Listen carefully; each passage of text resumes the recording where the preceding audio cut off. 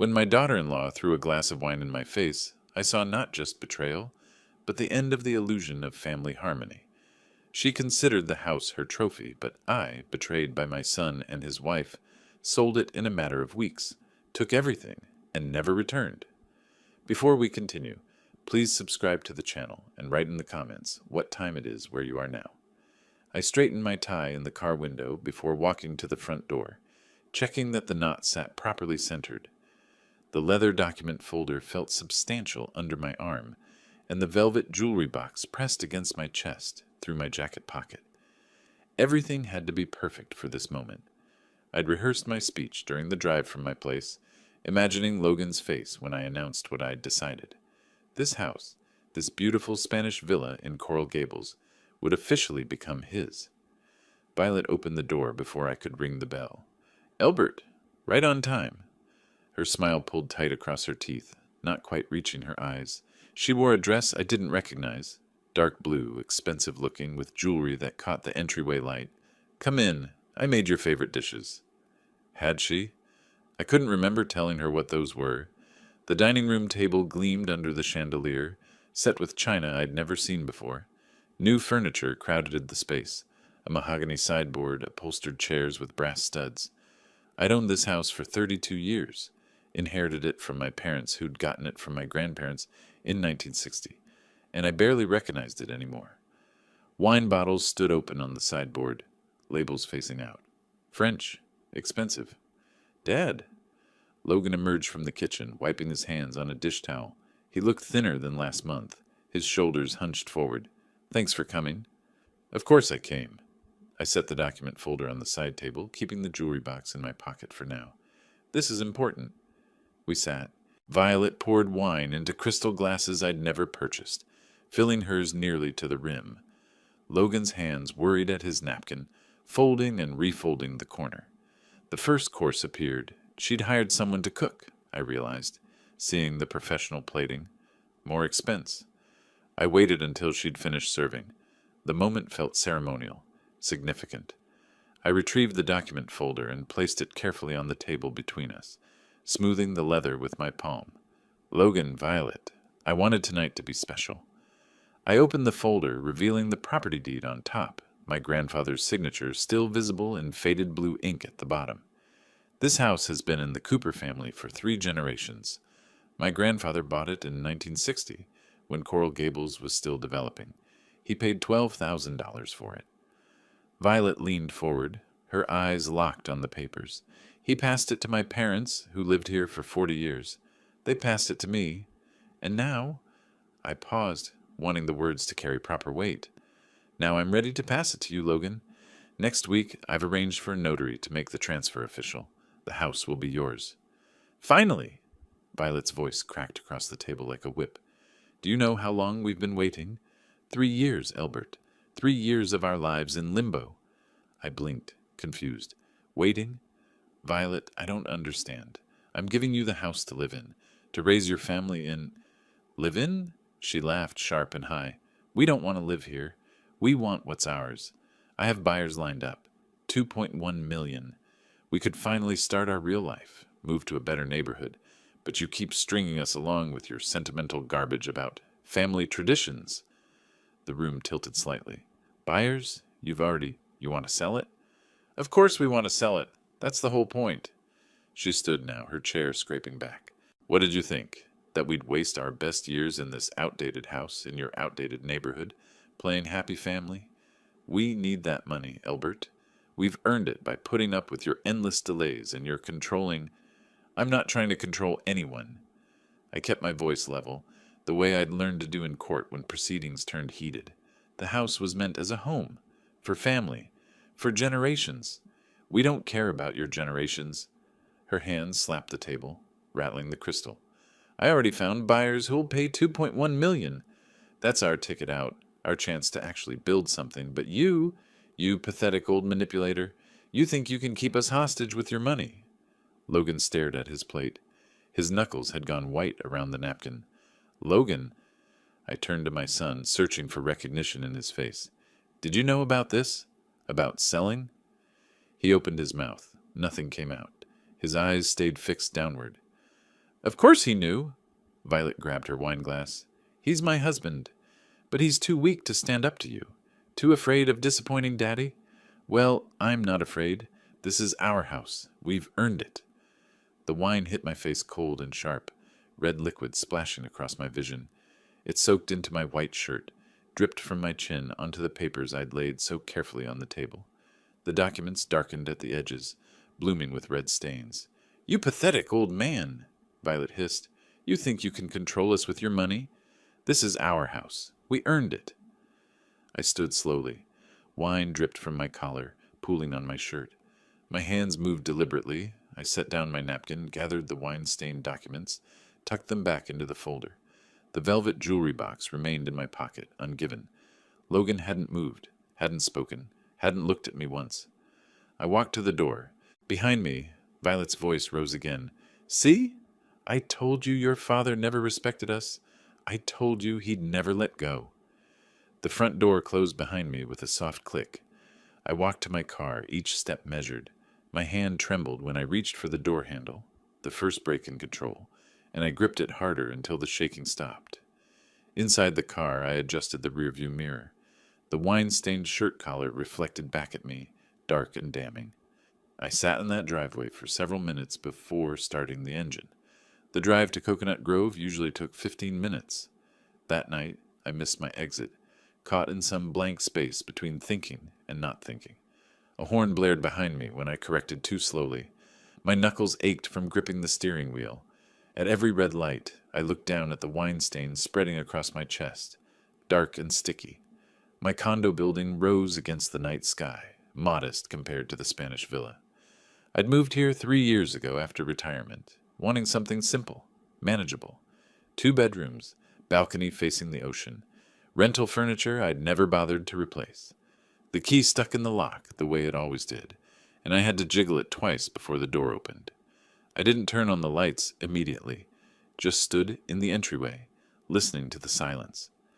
After a moment, I walked to the bathroom and flipped the switch. The mirror showed me clearly. A 64-year-old man with gray hair, wine splattered across his white shirt like evidence at a crime scene. I touched the stain, felt where it had dried stiff against the fabric, traced the edge of it with one finger. My reflection stared back. When had I gotten so old? I couldn't sleep. The wine had dried completely now, the shirt uncomfortable and tight.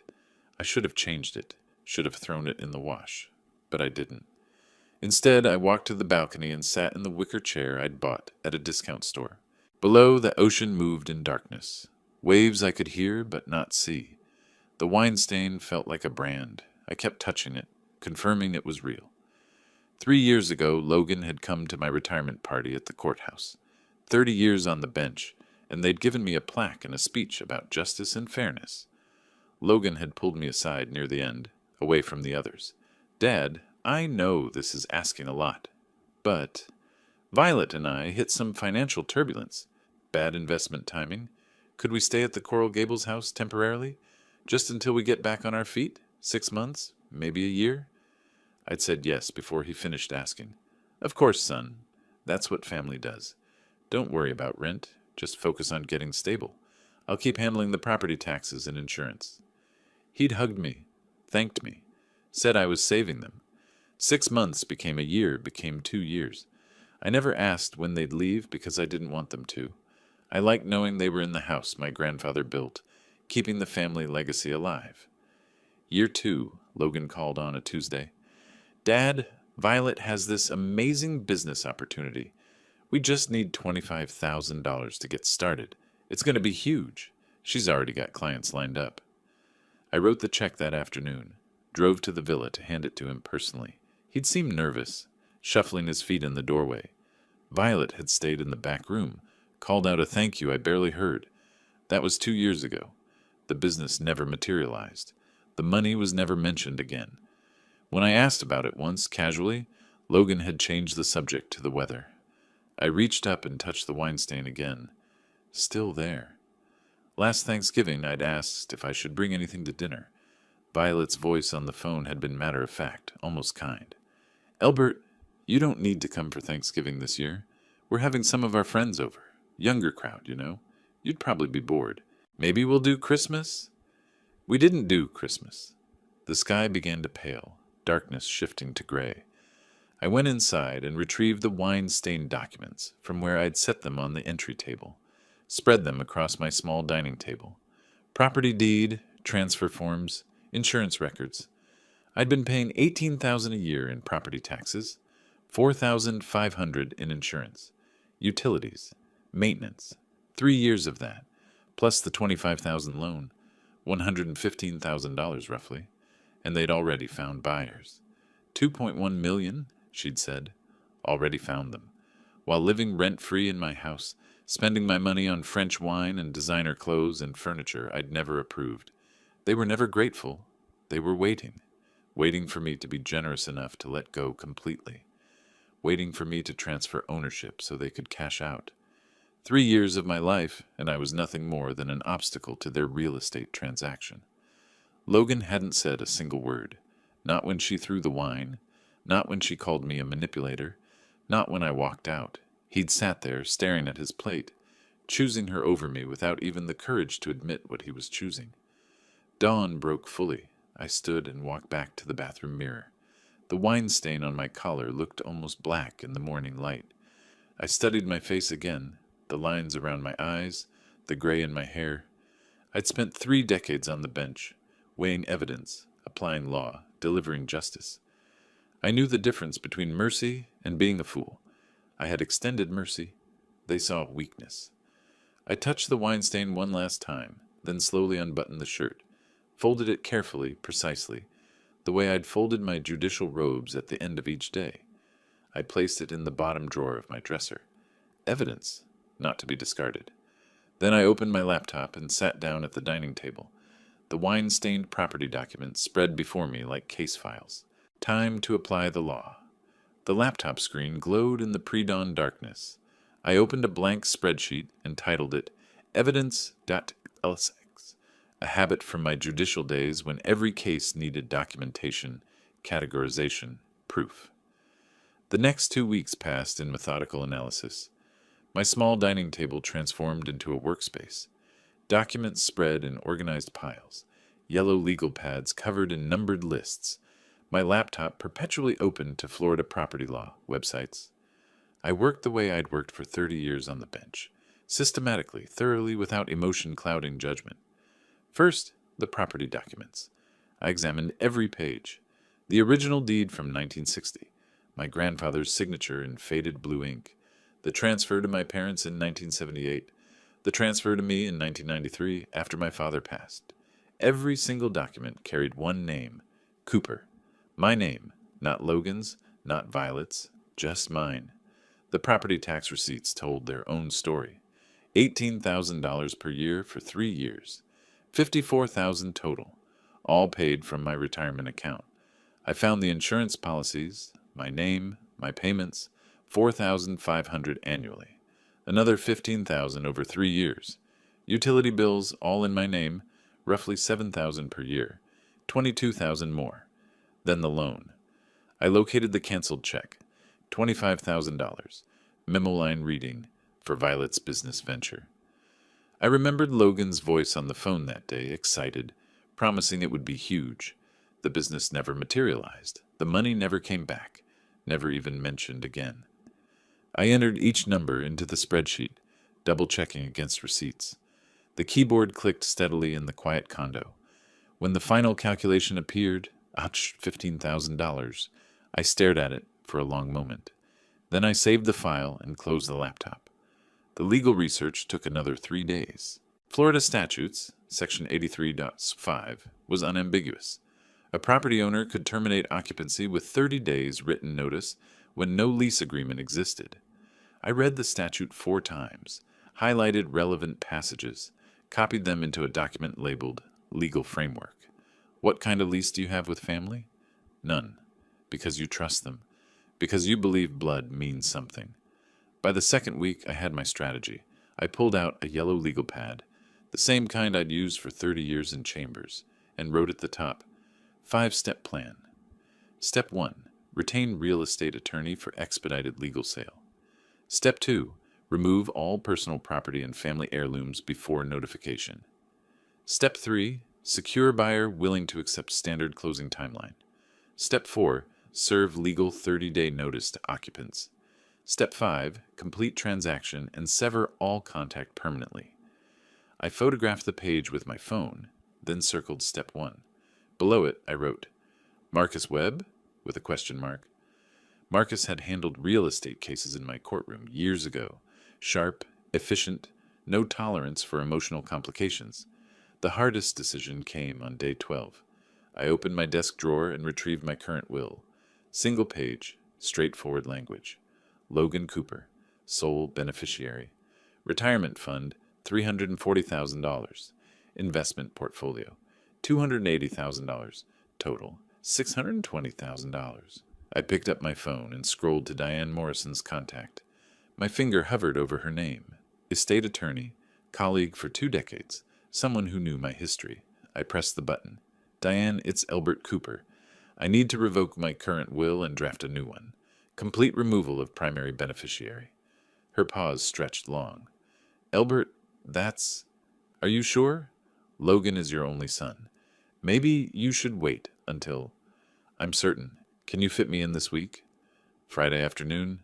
I'll be there. After hanging up, I sat motionless for several minutes. This wasn't anger. Anger fades. This was correction of error. The same process I'd applied countless times from the bench when reviewing cases built on false premises. Evening of the 14th day, I called Logan's number. It rang 4 times, went to voicemail. I hung up and dialed again. Voicemail. 3rd call. 4th call. Each rejection noted mentally like evidence accumulating. On the 5th attempt, he answered, Dad, look, I've been meaning to call. I need to collect some documents from the house. I'll be there Wednesday at 10 a.m. Please be home. Documents? What documents?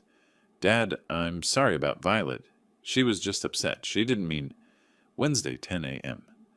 I ended the call and set the phone down with deliberate care, the way I'd close case files after rendering final judgment. My hand didn't shake this time. The trembling from 2 weeks ago had vanished completely, replaced by something colder and more durable. I looked at my reflection in the darkened laptop screen. For 30 years, I'd maintained courtroom composure while delivering sentences that changed lives. I'd mastered the ability to speak with absolute authority, to make people understand through tone alone that discussion had ended and decision had been made. Logan heard it, that shift. 3 years of softness, patience, fatherly accommodation, erased in 8 words. He knew something fundamental had changed. Perfect. He should know. They both should. I opened my desk drawer and looked at the wine-stained shirt, folded precisely where I'd placed it 2 weeks earlier. Evidence, still preserved. Not from sentimentality, but from principle. The stain had darkened to almost black, permanent. I closed the drawer and returned to my yellow legal pad. Next to Step 1, I wrote, Marcus Webb, Monday 9 a.m., and underlined it twice. Monday morning, I dressed the way I used to dress for court. Pressed white shirt, navy tie, charcoal blazer. In the bathroom mirror, I straightened the knot until it sat perfectly centered. This wasn't casual business. This was professional engagement, and appearance mattered. I arranged documents in my briefcase by category: property deeds, tax receipts, utility bills, the canceled check for $25,000. The wine-stained leather folder from the dinner went on top. The stains had faded to brown but remained visible, a reminder of why I was doing this. Marcus Webb's office occupied the 3rd floor of a building in downtown Coral Gables, 10 minutes from the Spanish Villa. The waiting area featured modern furniture and walls lined with real estate law books, spines perfectly aligned, professional, organized, exactly what I needed. Marcus emerged from his office at 9 precisely, mid-40s, expensive suit, confident handshake. Judge Cooper, good to see you again. Retired judge, I corrected, and it's just Elbert now. His office overlooked Miracle Mile. I sat across from his desk and opened my briefcase, removing documents one by one. Property deed, tax receipts organized by year, insurance policies, utility statements, the canceled check, each document placed deliberately, creating a visual map of evidence. I own a house in Coral Gables, I began, using the same tone I'd used for opening statements. My son and his wife have occupied it rent-free for 3 years. No lease agreement exists. It's family. 2 weeks ago, they made clear their intention to sell the property immediately upon transfer and split the proceeds. I've decided to sell it myself. Marcus leaned forward, examining the deed. Registered solely in your name. Correct? Inherited from my parents. No co-owners, no liens, no encumbrances. He reviewed the tax receipts, nodding. You've maintained all financial obligations. Every payment for 3 years. Property taxes, insurance, utilities. They've paid nothing. I slid the spreadsheet across his desk. Total financial contribution, $115,000. Marcus studied the numbers, then looked up. Mr. Cooper, legally you're in an absolutely strong position. The house is yours. No lease agreement exists. I assume because it's family. Correct. No formal agreement. They asked to stay temporarily 3 years ago. I agreed. Then under Florida law, they're occupants without lease. You can sell the property at will. You're just obligated to provide 30 days written notice before they must vacate. The confirmation settled something in my chest. Not satisfaction exactly, but validation. My research had been accurate. The law was on my side. I want this handled quietly, I said. No advance warning.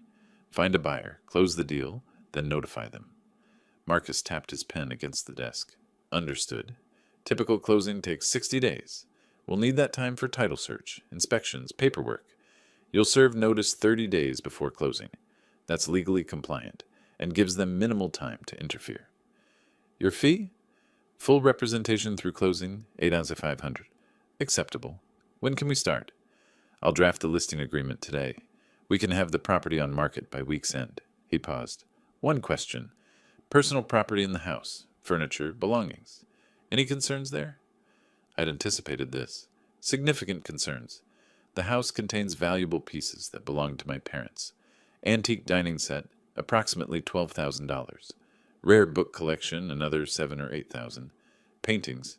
My grandfather's stamp collection. I need to remove them before the sale. You have absolute right to remove personal property, but given the tension, I'd recommend doing it carefully. Perhaps hire professionals? Already planned. I'll handle it this week. We shook hands. I left his office with a signed representation agreement and a clear timeline. 60 days to closing. 30 days notice to occupants. 90 days total until I'd never see that house, or them, again. The next 2 days I spent preparing for Wednesday's visit. I made lists of every valuable item I could remember in the house, particularly in my old study. The room Logan and Violet had avoided because it contained old stuff. My grandmother's mahogany dining set with 8 chairs. My father's law library, first editions of landmark cases. Paintings I'd inherited. That study held $30,000 in family heirlooms they'd ignored for 3 years. Wednesday morning arrived. I drove to Coral Gables, carrying a camera, tape measure, and my yellow legal pad. The driveway looked the same, but I felt different pulling into it. No nervousness, no anticipation, just cold purpose. Logan opened the door before I knocked. His eyes were shadowed, face drawn. Dad, thank you for coming. Listen, about last week, Violet was just... She gets emotional about money, but she didn't mean... Not now, Logan. I'm here on business. Business? What business? Dad, can we just talk about... I brushed past him. Where's the key to the study? The study? It's unlocked, but why... I walked down the hall without answering. Violet's absence registered immediately. She was home. I could sense it, but staying in the bedroom. Demonstrative contempt. She couldn't even bother to face me. The study looked exactly as I'd left it 3 years ago. Mahogany furniture gleaming, books lining 2 walls, paintings hung precisely where my father had placed them. I set my camera on the desk and began systematically photographing each piece. Multiple angles, close-ups of maker's marks, measurements recorded on my legal pad. Logan appeared in the doorway. What are you doing? I didn't look up. Inventory of personal property. These items belong to me. I have every right to document my own possessions. But why now? What's going on? I'm clarifying ownership. I photographed the dining set, counting chairs, noting the carved legs. These pieces were never part of the house. They're my personal property. He shifted his weight, hands in pockets. You're not going to take all this stuff, are you? These things have always been here. They're part of the house. I stopped photographing and turned to face him, made eye contact, held it until he looked away. Logan, these pieces belong to my parents. My grandmother's dining set, my father's book collection. They were never part of the house structure. They're mine. I'll remove them when the time comes. When the time comes? What does that mean? Dad, you're scaring me. Good. I returned to photographing. He stood in the doorway another 5 minutes, then disappeared. I heard murmured voices from the bedroom. Him reporting to Violet, probably. I didn't care. The inventory took 90 minutes. Every piece documented, measured, cataloged. When finished, I walked to the front door. Logan materialized from the kitchen. Dad? I nodded once, acknowledgement, not warmth, and left. In my car, I pulled out my phone and searched. Antique Appraisal Coral Gables. The top result showed 4.9 stars, 200 reviews. Timeless treasures. Owner, Ruth Castellano. Specializes in estate appraisals and furniture authentication. I composed an email. Ms. Castellano, I need professional appraisal of antique furniture and rare books at a property in Coral Gables. The items include early 20th century mahogany dining set, collection of first edition legal texts, and various estate pieces. I may also need assistance with careful removal and storage. Available next week, Elbert Cooper. I reread it, deleted my son and his wife live there currently, and replaced it with nothing. Sent. Driving home, my phone pinged. Ruth's response, Mr. Cooper, I'd be happy to help with your appraisal. I can schedule a visit next week. Would Tuesday morning work for you? I pulled over and typed, Tuesday at 10 a.m. I'll coordinate with current occupants. Not my son. Occupants. I sent the message and merged back into traffic, heading toward Coconut Grove. Step 2 was progressing exactly as planned. The following Monday morning, I arrived at the Coral Gables house 10 minutes before Ruth. I'd told Logan this was a professional insurance appraisal. Plausible, unalarming. He'd agreed nervously over the phone, promising he and Violet would stay out of the way. Ruth's SUV pulled into the driveway at exactly 10. She stepped out wearing simple linen pants and a crisp white blouse, silver hair pulled into an elegant low bun. She carried a leather tool case in one hand and a tablet in the other. Everything about her movements suggested quiet competence. No rushing, no hesitation. Logan opened the door before we reached it. Good morning. You must be the appraiser. He extended his hand. Ruth shook it briefly. Ruth Castellano. I'm here to assess estate pieces for Mr. Cooper. Professional, courteous, nothing more. Violet appeared behind Logan, dressed carefully in a way that suggested she'd spent time preparing. Hello. I'm Violet, Logan's wife. We live here. She smiled, extending her hand with exaggerated warmth. This is such a beautiful home, isn't it? Ruth's handshake was even briefer. Ruth Castellano. Then she turned to me. Shall we begin, Mr. Cooper? I'd like to examine the mahogany set first while the morning light is optimal. Violet's smile faltered. I led Ruth to the study, leaving Violet standing in the hallway, dismissed without rudeness, simply through professional focus. In the study, Ruth set down her case and pulled out white cotton gloves. She put them on before touching anything. The gesture struck me, reverence for objects, respect for preservation. She ran her gloved hand along the dining table's edge, examining the carved details. Then she knelt, using her phone's flashlight to check underneath for maker's marks. Caribbean mahogany, she said quietly, her fingers tracing the wood grain. Hand-carved details, original finish. You can see the joinery technique here. 1920s craftsmanship. She pulled out a small jeweler's loupe, examining the carving more closely. Pre-revolution Cuban work. This is extraordinary. It was my grandmother's, I said. She brought it from Havana in 1959. Ruth looked up at me. Then it's not just valuable monetarily, it's irreplaceable. She photographed the set from multiple angles, made notes on her tablet. Current market value, $15,000 to $18,000. Possibly more to the right collector, but I suspect you're not interested in selling. Not yet. She moved to the bookshelves, running her gloved finger along the spines. When she reached my father's legal collection, she paused, carefully removed a volume. First edition Blackstone's Commentaries, 1803. She opened it at the spine's natural breakpoint, photographed the title page. Remarkable condition. The binding is original, sheep's leather. My father's prize piece. He had excellent taste. This is worth 3,000 minimum, possibly 5 to the right collector. She continued examining books, handling each with the same careful respect. Violet appeared in the doorway. So how much is all this worth? Her voice had an edge, calculating. Just curious. Ruth didn't look up from the book she was photographing. My report goes to Mr. Cooper. If he chooses to share details with you, that's his decision. Professional boundary established. Violet's mouth tightened. She disappeared again. For the next 2 hours, Ruth worked methodically. She examined paintings, measured furniture, photographed my grandfather's stamp collection. Every item documented with photographs, measurements, condition notes. At one point, I found myself alone with her in the study. Logan had retreated somewhere. Violet had given up hovering. Ruth paused, looked at me directly. Mr. Cooper, may I ask something? Her voice was gentle but curious. Why are you having your own possessions appraised in what appears to be your own home? I hesitated. Something about her directness, her lack of judgment, made me answer honestly. Because this is no longer my home. I'm going to take what belongs to me before I leave. Permanently. She held my gaze for 3 seconds, then nodded once. I understand.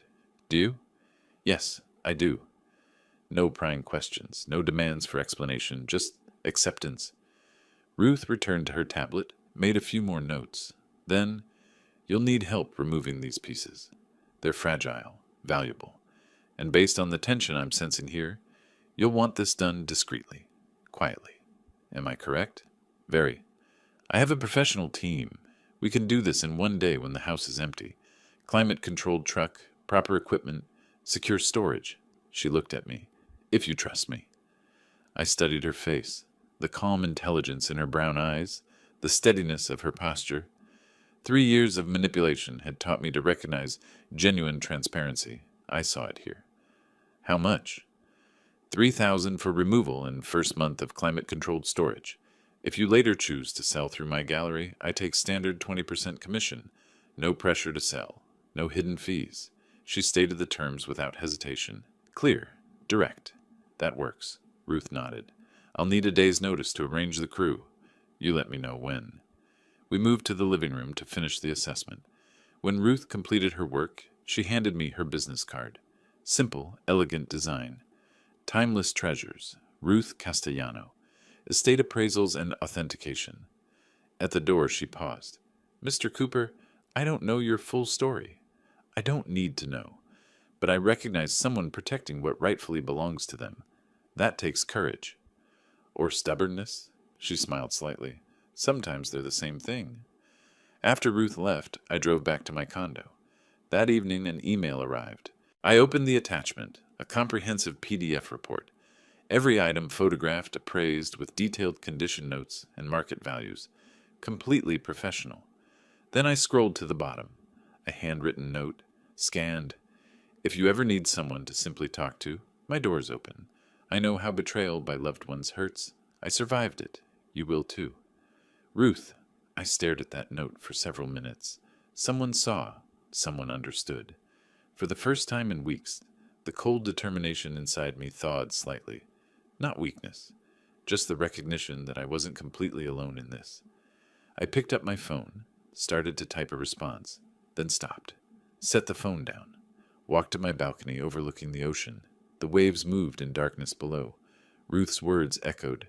I survived it. You will too. Maybe I would. 2 weeks later, Marcus called. Elbert, I have good news. Couple from Chicago, late 50s, looking for Florida retirement property. They love Spanish architecture, offering $182 million. That's below market, I said, though I knew it didn't matter. By $30,000, yes. But they're waiving inspection, paying cash, willing to close in 60 days. Clean deal. I'll take it. Excellent. Come by tomorrow to sign. I'll prepare the official notice for Logan and Violet. They'll receive it Monday. I hung up and immediately called Ruth. Can your team move everything this Saturday? Before the notice is delivered? Absolutely. I'll arrange it. Then I dialed Logan. He answered on the third ring. Dad, I need to collect personal items from the house Saturday. I'll have a moving truck from 9 to 3. It would be easier if you weren't there. Personal items? What items? Dad, I don't understand. I heard movement, then Violet's voice cutting in. She'd grabbed the phone. You can't just come here and take our things. This is our home. Violet, they're my belongings from my house. You'll receive a detailed list. Saturday, 9 a.m. I ended the call before she could respond. Saturday morning arrived clear and warm. I reached the house at 8:45. Ruth's specialized moving truck turned onto the street at exactly 9, followed by her SUV. 3 men stepped out, all wearing matching uniforms. Professional movers, not day laborers. Ruth carried a clipboard. Logan opened the door. His face looked drawn. Violet stood behind him, arms crossed, dressed as if she were attending a business meeting. They'd decided to stay, to monitor, to control what they could. Good morning, Ruth said pleasantly. We'll work as quickly as possible to minimize disruption. She handed Logan a document. This is the inventory we'll be removing. Everything listed was previously documented and photographed as Mr. Cooper's personal property. Logan took it, hands shaking slightly. He scanned the pages. 3 sheets, single-spaced. Photos attached. His mouth opened, closed. Ruth's crew began immediately. They moved with practiced efficiency. Furniture dollies, protective blankets, careful maneuvering. One man individually wrapped each leg of the mahogany dining chairs. Another used archival boxes for the rare books, placing acid-free tissue between volumes. Violet followed them, voice rising. That table has been here for years. It's part of the house. You can't just take it. Ruth turned to her, expression neutral. Ma'am, this furniture is documented as the property owner's personal belongings. Each piece was inherited from his parents. You have no legal claim. I'll call the police. Please do. Ruth's voice remained calm. I have complete documentation, signed inventory, and proper authorization. Officers will confirm we're operating legally. Violet didn't call. She continued following the movers instead, her protests becoming shriller as the truck filled. Logan stood in the hallway, statue still, watching his grandfather's furniture disappear. He looked at me once. I looked back. He turned away. The operation took 4 hours. Mahogany dining set. Book collection, paintings, tools from the garage, photo albums I'd stored in a closet, my father's desk. Everything on the list, nothing beyond it. When the last box was loaded, I approached Logan, held out a sealed envelope. Complete inventory of everything removed. My parents' furniture, my personal books, my tools, my photographs, nothing that belonged to the house furnishings. He took it with both hands, opened it immediately, scanned the pages, looking for something to object to. Found nothing. Dad, why are you doing this? His voice cracked slightly. What are you planning? I looked at him directly. Logan, 3 weeks ago your wife threw wine in my face at my own table. You sat there, silent. You let it happen. That told me everything I need to know about where your loyalty lies. I was in shock. I didn't know what to. You had 3 weeks to call, to apologize, to take responsibility. You did nothing. That's also an answer. I turned toward my car. Behind me, Violet's voice rose to a shriek. We'll sue you. Our lawyer will tear you apart. You can't do this to us. I didn't turn around, didn't acknowledge her. Got in my car and followed Ruth's truck out of the driveway. We drove to her storage facility in Coral Gables. The crew unloaded everything into a climate-controlled unit. When finished, Ruth locked it and handed me the key. Come, she said quietly. Let me buy you coffee. You need to sit down. We drove to a small cafe in Coconut Grove, found a table on the terrace overlooking the bay. Ruth ordered for both of us. She seemed to sense I couldn't make even small decisions right now. When the coffee arrived, she reached across the table and covered my hand with hers. You handled that with remarkable composure, but I saw your face when Logan just stood there, not defending you. Again. I looked at our joined hands. He's my only son, my only child, and I just fought a battle against him.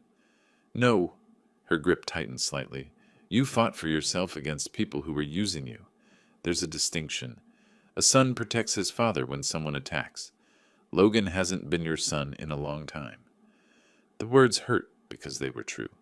I felt something crack in my chest. Not breaking, but opening. Doesn't make it hurt less. Of course it doesn't. You're allowed to grieve what you lost, but you're also allowed to survive, to protect yourself, to move forward. I looked up at her face. Why are you helping me? You barely know me. I know enough. I know what it looks like when someone refuses to be a victim. She paused, her thumb moving slightly against my hand. I spent 10 years rebuilding after my husband tried to destroy me in our divorce. I recognize that strength, and I recognize when someone deserves not to be alone in their fight. We sat in silence for a moment, her hand warm and steady over mine. For the first time since my wife died 5 years ago, I didn't feel completely alone. This wasn't just alliance anymore. It was connection, something neither of us had expected. Ruth's phone buzzed. She glanced at it, sighed. I should go. Client at 4. She squeezed my hand once more before releasing it. Call me this week, maybe dinner. I nodded.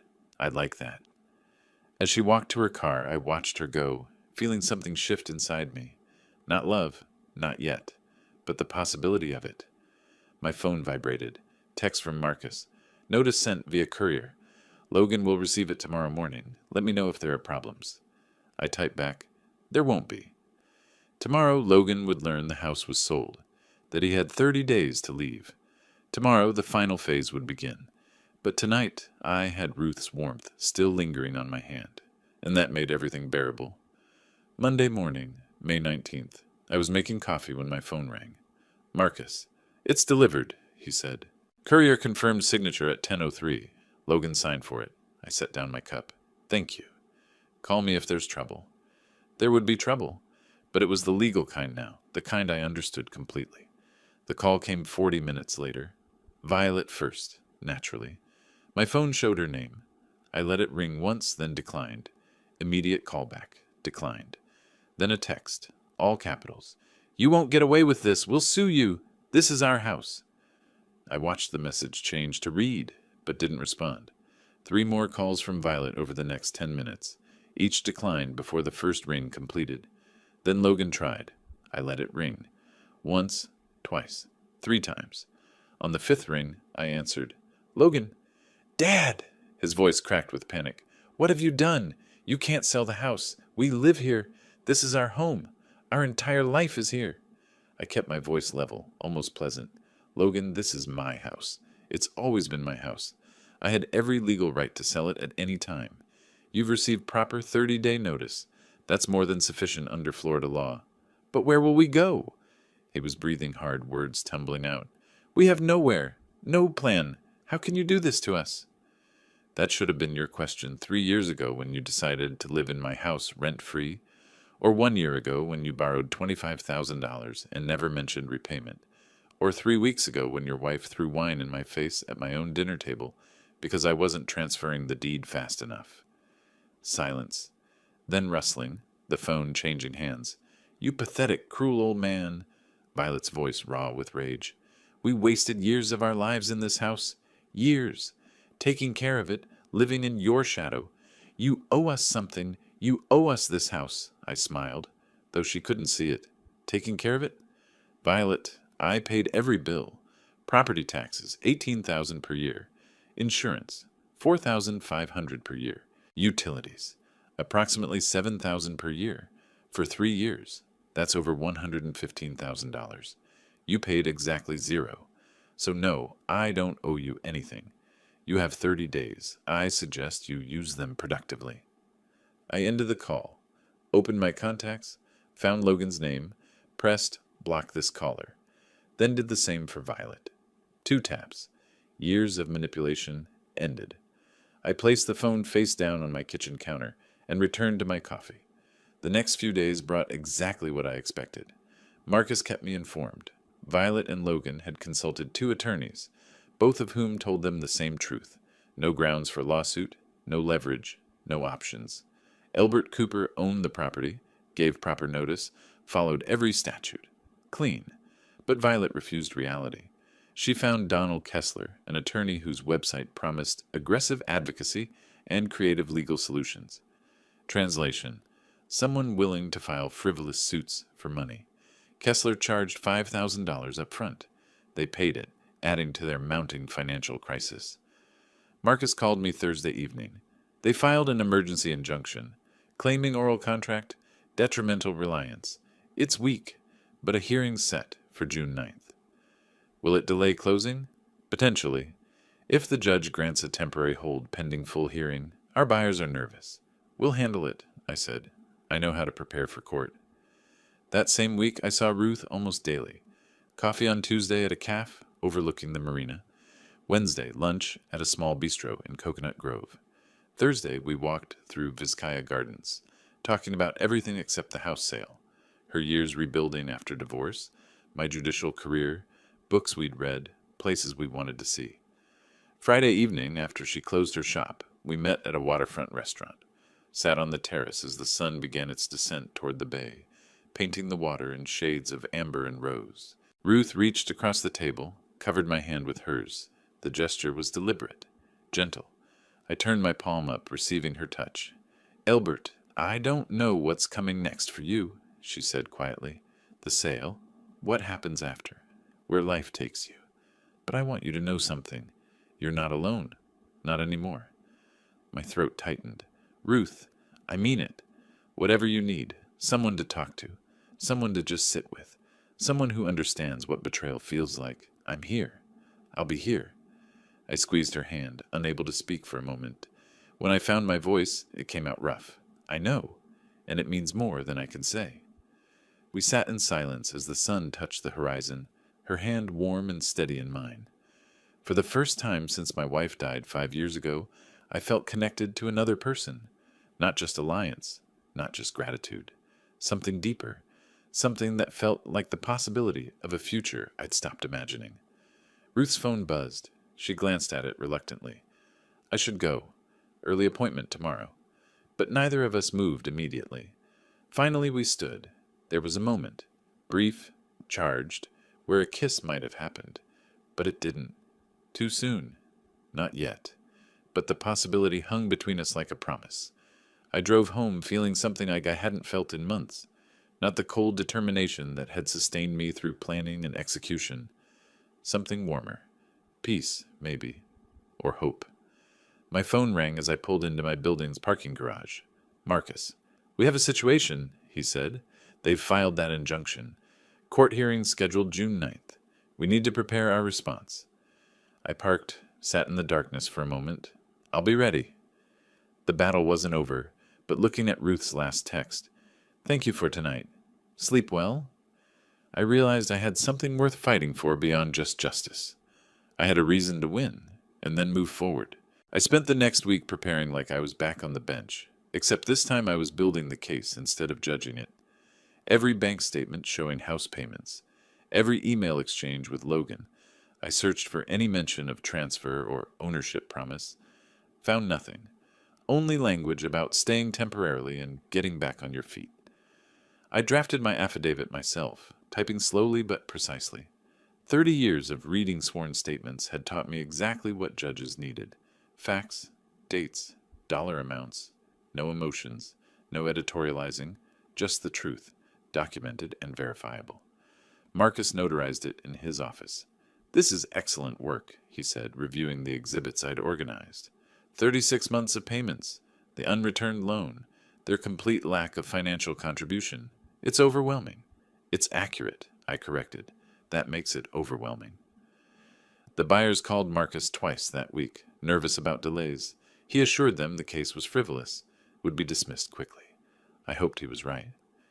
June 9th arrived warm and clear.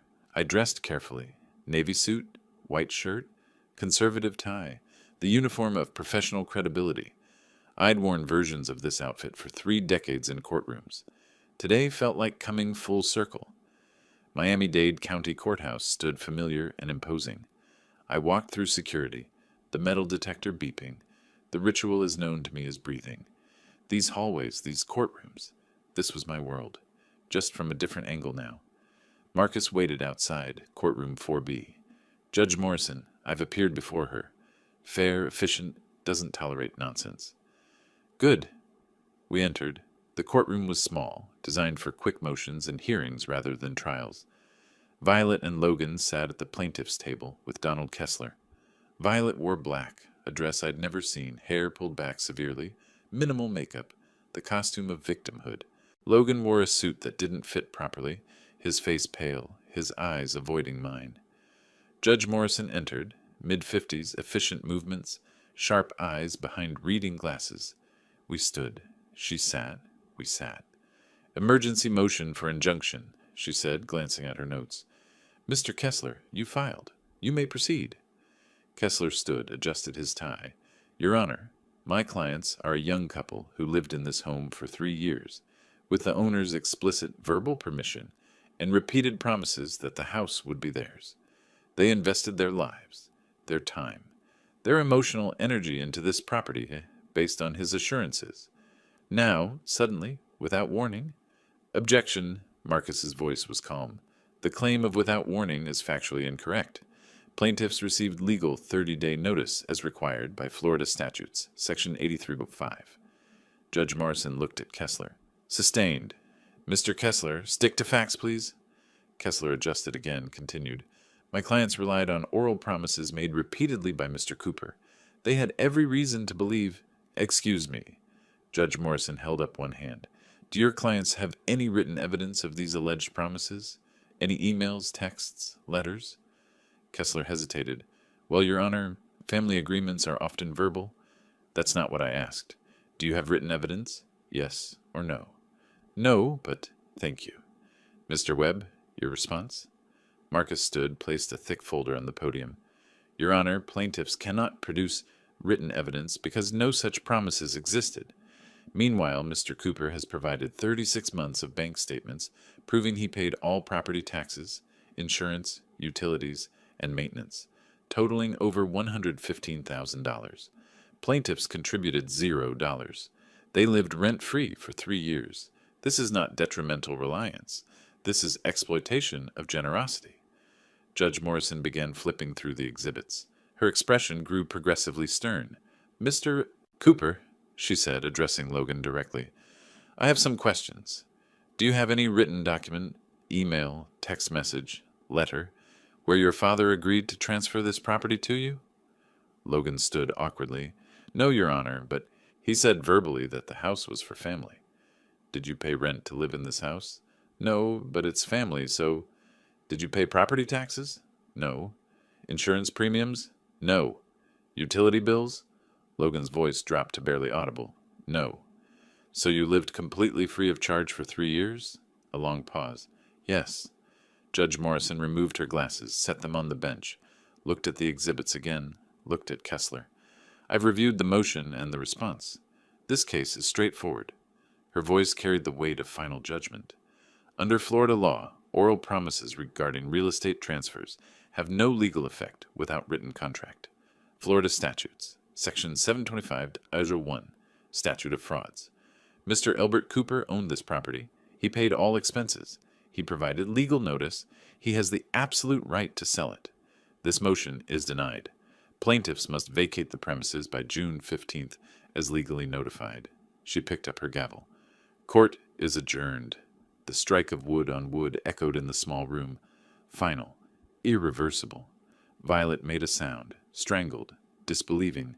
Logan's head dropped. Kessler tried to speak, but Judge Morrison had already stood and exited through her chamber's door. Outside, in the courthouse plaza, Violet lost what remained of her control. She rushed at me, heels clicking rapidly on concrete. You destroyed us, she screamed. You destroyed your family. What kind of father does this? I stood still, let her come. Let her rage wash past me. When she finished, I spoke quietly. No, Violet. You destroyed the family when you threw wine in my face in my own home. I simply corrected the mistake I made 3 years ago when I trusted you with my property.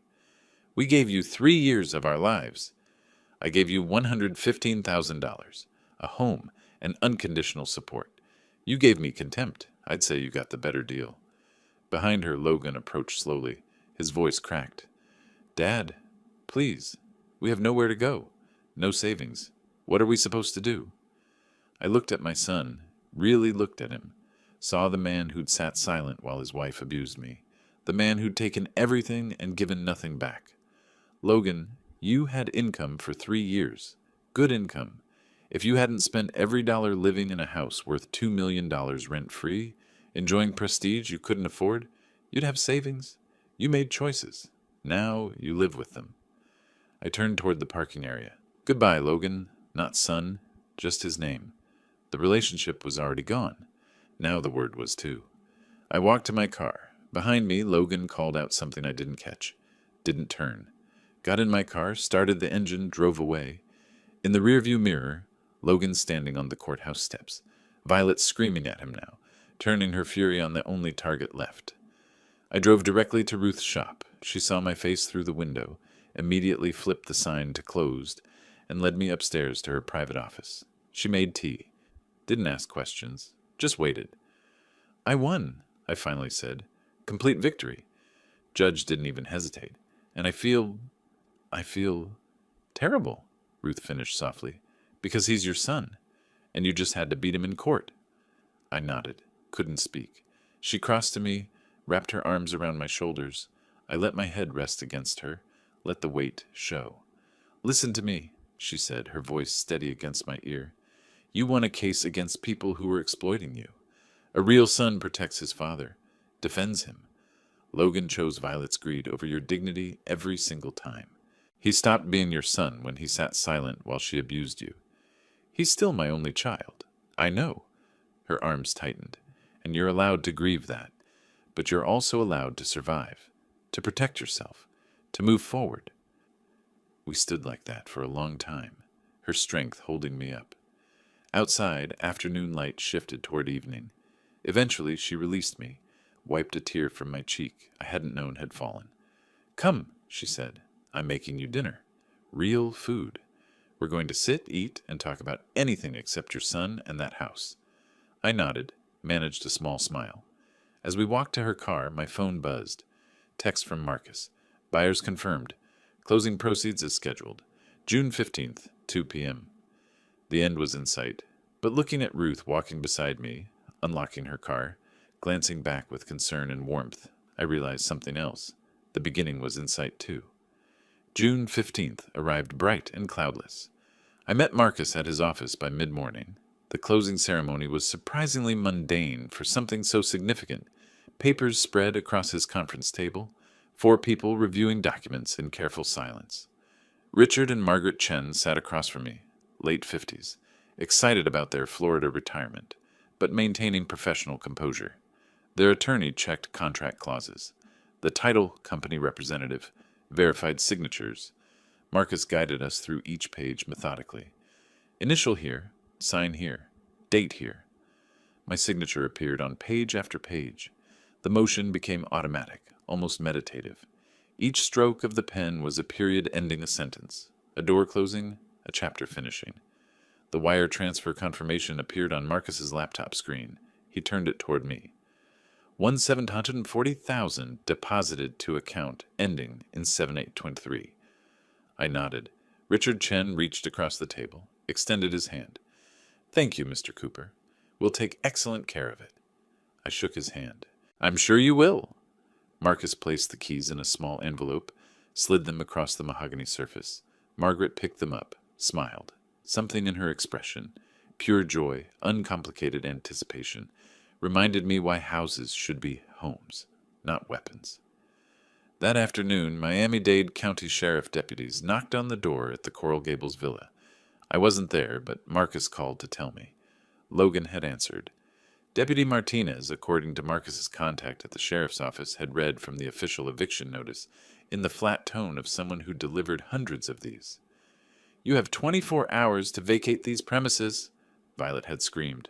The deputies had waited impassively until she finished, then left. Standard procedure.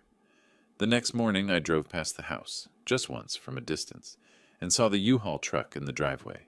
Watched them carry boxes. Didn't stop. Didn't announce myself. Just observed from 2 blocks away, then drove home. They moved to Kendall, a rental apartment. Small.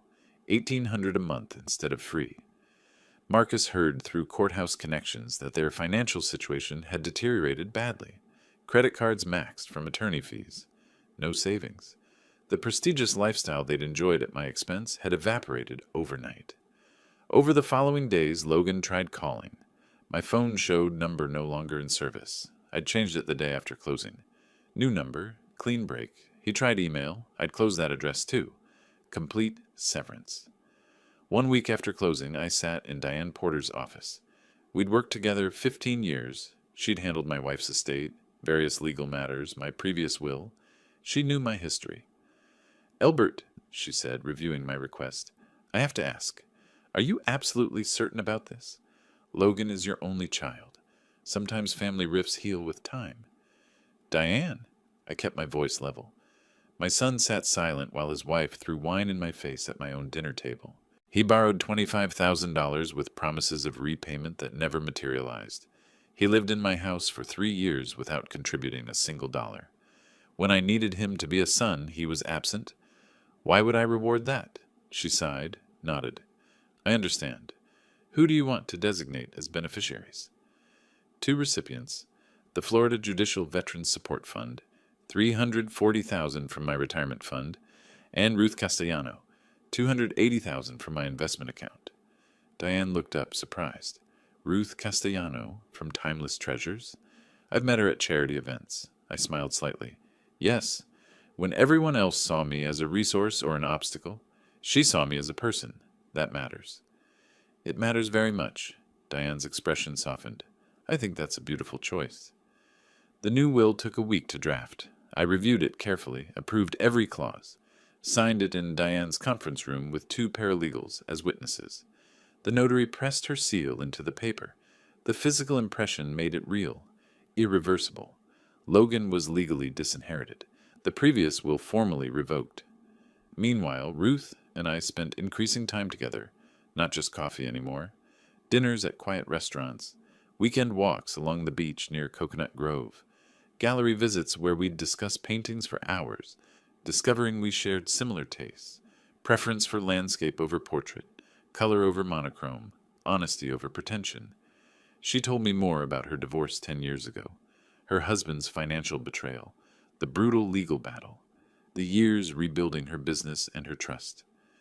I shared more about my late wife, the gradual erosion of my relationship with Logan that had started years before Violet, my regret at not seeing it sooner. Late June, Ruth arranged for me to meet her son David, lunch at a bistro in Coral Gables. He was 40, software engineer, intelligent and warm, protective of his mother but not hostile. At one point, while Ruth was in the restroom, David leaned forward. I'm going to be direct. My mother went through something terrible with my father. Took her a decade to rebuild. She's been alone because she's cautious. If you're with her, treat her right. I intend to. She deserves nothing less. He studied my face for a moment, then nodded. Good, because she talks about you constantly. I haven't seen her this alive in years. Mid-July brought an evening that felt suspended outside time. Ruth and I sat on my condo terrace, wine glasses between us, watching the sun paint the ocean in shades of amber and rose. Comfortable silence stretched between us, the kind that only comes when words aren't necessary. Finally I spoke. I thought my life was over at 64, that after everything with Logan I had nothing left except existing, going through motions. But you showed me I was wrong. No. She turned to face me. You showed yourself. You stood up. You fought for your dignity. I just had the privilege of watching. You were more than a spectator. Maybe we helped each other. I stood, held out my hand. She took it, rose. We stood close. The sunset behind us. The future uncertain but somehow less frightening than it had been months ago. I leaned forward. She met me halfway. Our lips touched softly, tentative at first, then more certain. 3 seconds. We pulled back, looked at each other, smiled, then kissed again, longer. My hand cupped her face. Her hand rested against my chest. Not desperate, deliberate. 2 people who'd earned the right to be careful with their hearts. When we finally separated, she rested her forehead against mine. I should go, she whispered. Early shipment at the shop tomorrow. Have dinner with me tomorrow night, somewhere nice. I want to celebrate. Celebrate what? New beginnings. She kissed me once more, quick and soft, then left. I stood alone on the terrace, looking at the darkening ocean, feeling something I hadn't felt in years. Not just peace, actual happiness. My phone buzzed, email notification, subject line, "From Logan." I stared at it for a long moment, then placed the phone face down on the table. Tomorrow. I'd read it tomorrow. Tonight was for this feeling, this warmth, this possibility, this life I was building from the ashes of the old one. Early August morning, I sat on my balcony with coffee, scrolling through emails on my tablet. The subject line stopped me. "From Logan Cooper, please read." I set down my cup, opened it. The email was long, longer than any communication Logan had sent me in years. I read standing, then sat slowly, read again, then a third time. "Dad, I don't know if you'll read this. I understand if you delete it, but I need to write it anyway. These past 3 months have been the hardest of my life. Not just financially, though that's been brutal, but emotionally. Violet and I are barely speaking. She blames me for everything. Maybe she's right. I've started therapy. The therapist asked me when I stopped standing up for myself. I couldn't remember. Maybe I never started. I let Violet control everything. I let her treat you terribly." I sat silent when she threw that wine. "I've been a coward. I'm not asking you to forgive me. I don't deserve that. But maybe someday, if you're ever willing, we could talk. Just talk. I miss my father." "Logan." I walked to Ruth's shop, carrying the tablet like evidence.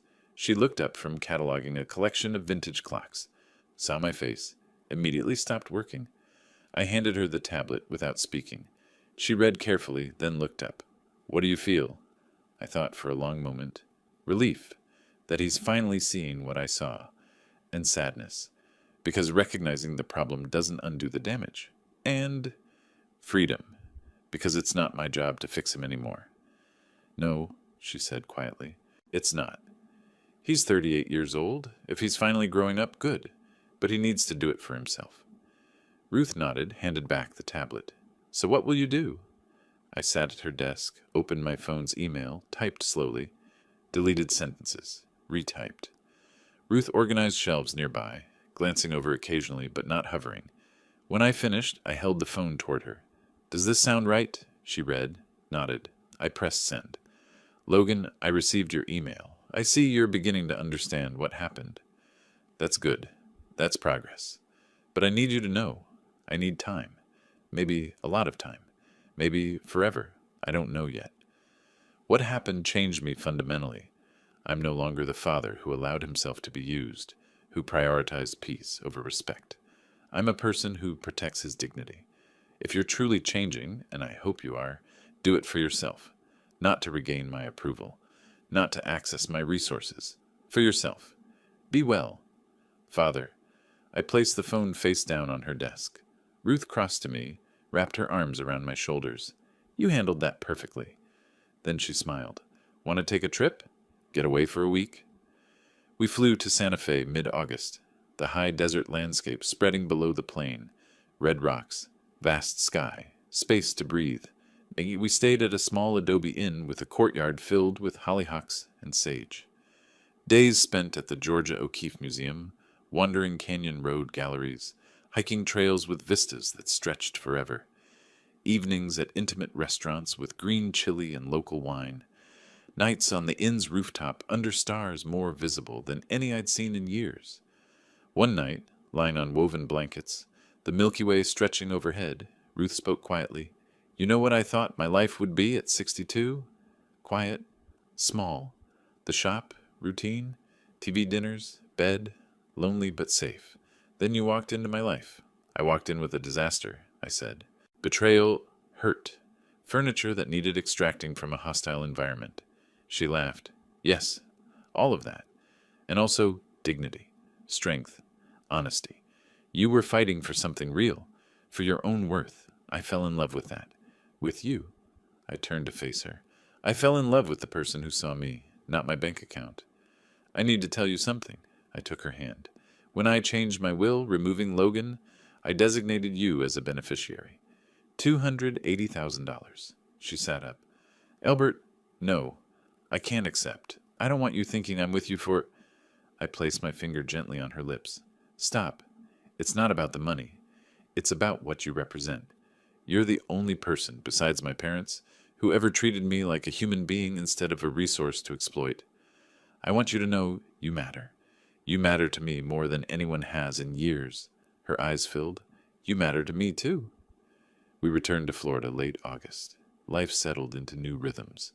I sold the remaining antiques through Ruth's shop, earning $45,000, invested the house proceeds, $1.74 million, into a diversified retirement portfolio with a financial advisor Marcus recommended. I began volunteering at the Legal Aid Society of Miami, offering pro bono consultations to elderly clients. One afternoon, an elderly woman sat across from me, worried expression creasing her face. "My grandson keeps calling," she said. "Says I should put my house in his name for tax purposes, but something feels wrong." "Trust that feeling," I told her. "That's a common manipulation tactic. Your house is your security. Never transfer it unless you fully understand and truly want to." "But he's family?" "Family should protect you, not pressure you. Real family earns trust through respect, not manipulation." As she left, thanking me profusely, I felt something I hadn't expected. Purpose. My pain transformed into protection for others. Ruth expanded timeless treasures, hired an assistant, increased inventory. We maintained separate residences, both valued our independence, but spent 5 or 6 nights a week together. Late August evening, we sat on my condo balcony. Stars emerging above the ocean, comfortable silence between us. "Do you ever regret it?" Ruth asked quietly. "About Logan, how everything turned out?" I was silent for a long time, looking at the water. I regret that the son I raised, or thought I raised, disappeared somewhere along the way. I regret not seeing what was happening sooner. But I don't regret protecting myself. I was a good father. Too good. I let them take advantage. I corrected that. And for the first time in years, I sleep through the night. "That's not regret," she said. "That's wisdom." Maybe they're the same thing. I thought about life's strange mathematics. I'd lost a son, but found myself. Lost a house, but found a home. Not in walls, but in the woman sitting beside me. Lived 64 years thinking I knew what family meant. Turned out family isn't blood. Family is who respects you when it's inconvenient, who stands with you when it's hard, who sees you, not your resources. Violet was somewhere in Kendall, in a rental apartment, probably still considering herself a victim. Logan was there too, finally growing up, possibly too late for our relationship, but hopefully not too late for himself. And I was here, on this balcony, holding the hand of a woman who treated me with dignity. I'd won, not because I'd destroyed someone's life, because I'd rebuilt my own. I smiled. Ruth smiled back. We didn't say it aloud, but both knew. This was a real happy ending, not a fairy tale. Real, where the hero chose himself, protected his dignity, set boundaries, found love not through rescue or drama, but through mutual respect between two people who'd survived betrayal and learned what actually mattered. The ocean moved in darkness below. Stars wheeled overhead, Ruth's hand warm in mine. Justice achieved, life rebuilt, peace earned. I'd spent 30 years on the bench delivering verdicts. Now I'd delivered one for myself. I deserved better, and I'd made it happen. The rest was just living, and that, finally, was enough. If you like this story, please like this video, subscribe to the channel, and share your impressions of this story in the comments. To listen to the next story, click on the box on the left. Thank you for watching.